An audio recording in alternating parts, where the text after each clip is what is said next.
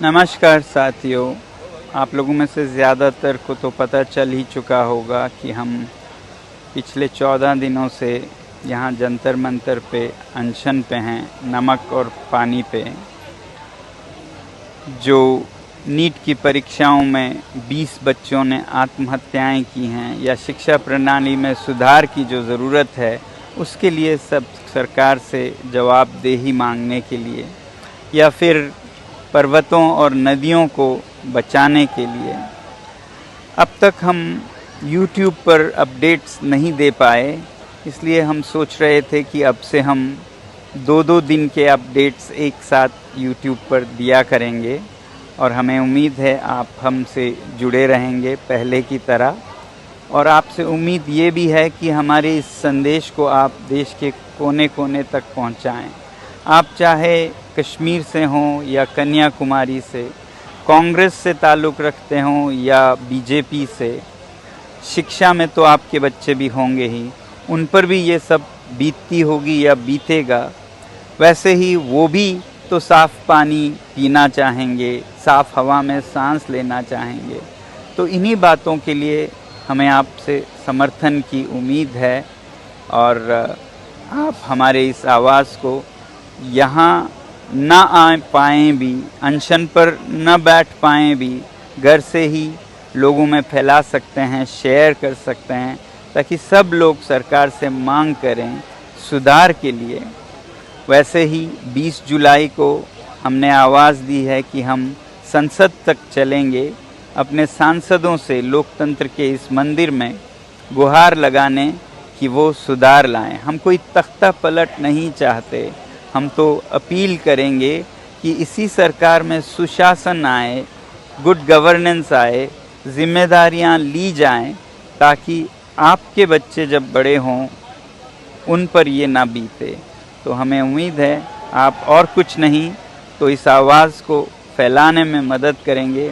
तो मैंने कहा था कि हम 20 जुलाई को जब संसद का सत्र शुरू होगा, मार्च करेंगे संसद तक। तो बहुत से लोगों ने बोला है कि वो आएंगे, कुछ ने पूछा है क्या ये मुमकिन है। इससे पहले मैं आप लोगों को ये बताऊं कि 2 हफ्ते पहले मैं स्विट्जरलैंड में था, जैसा कि आपको पता है, और वहाँ बर्न, जो कि स्विट्जरलैंड की राजधानी है, वहाँ पर आरा नदी में बोटिंग करने के बाद नदी के सामने ही मैं ऊपर एक मार्केट प्लेस में आया, और ये देखिए तस्वीर जहाँ मैं खड़ा हूँ। आप जो पीछे भवन देख रहे हैं, आपको ये जानकर हैरानी होगी कि ये स्विट्जरलैंड की संसद है, और इस संसद भवन में उसके अंदर से गुजरते हुए मैं आया था। कोई रोक टोक नहीं, सब खुला था, लोग आ जा रहे थे। और ये संसद के सामने का जो जमीन है जहां मैं खड़ा था, वहां पर तो बच्चे खेल रहे हैं, लोग घूम रहे हैं, और ये निर्धारित जगह है प्रदर्शनों के लिए भी। तो कोई भी यहाँ प्रदर्शन कर सकते हैं, धरने कर सकते हैं। तो दुनिया के लोकतांत्रिक देशों में संसद तक जाना खुला छूट होता है, बल्कि ज्यादातर देशों में उसके सामने प्रदर्शन करने की जगह निर्धारित होती है। ये लंदन में वेस्टमिंस्टर है, यहाँ पर भी लोग संसद तक जा सकते हैं और यहाँ भी प्रदर्शन कर सकते हैं। वैसे ही स्वीडन, डेनमार्क, ऑस्ट्रेलिया, न्यूजीलैंड, सब जगह संसद खुली जगह है, क्योंकि लोकतंत्र में लोगों का संसद है। तो दुनिया के लोकतंत्रों की मां यहाँ नई दिल्ली में कैसे न संभव हो। अब बताया जाता है कि नई दिल्ली में तो दफा 144 लगा है, 163 BNS, यहाँ तो प्रदर्शन कर नहीं सकते हैं।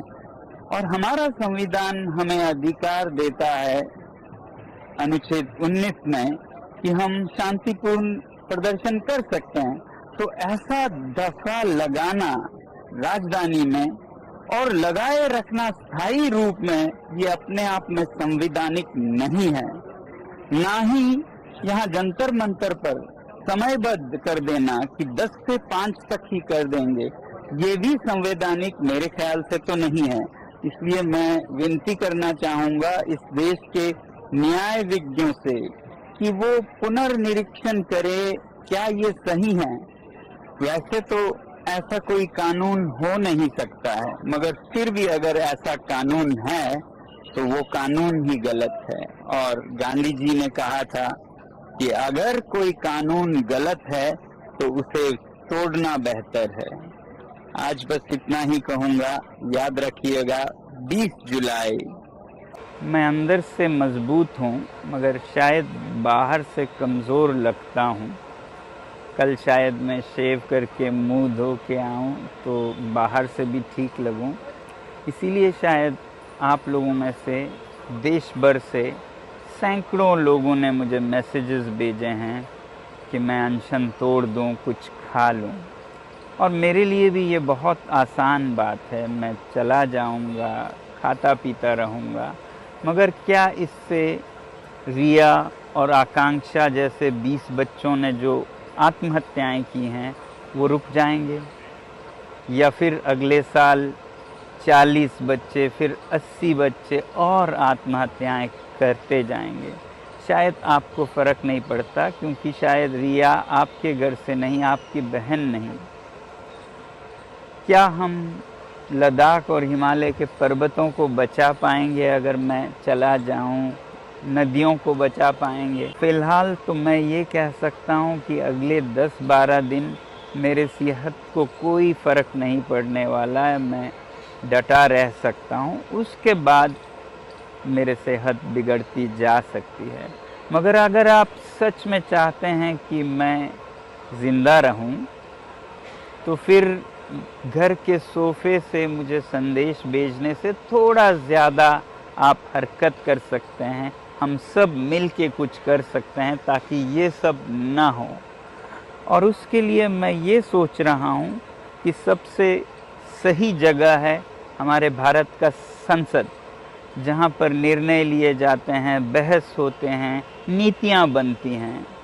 तो क्या आप तैयार हैं अगर मैं कहूं कि 20 जुलाई को जब संसद का मॉनसून सत्र शुरू होता है तो मेरे साथ आप लोग भी जंतर मंतर से संसद तक एक शांतिपूर्ण मार्च करें?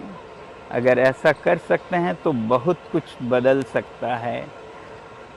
इसके लिए आपको दिल्ली आना होगा और मेरे साथ इस शांतिपूर्ण मार्च में जुड़ना होगा। नीचे कमेंट्स में या फिर जो लिंक दिया है उसमें कहिएगा मैं तैयार हूँ।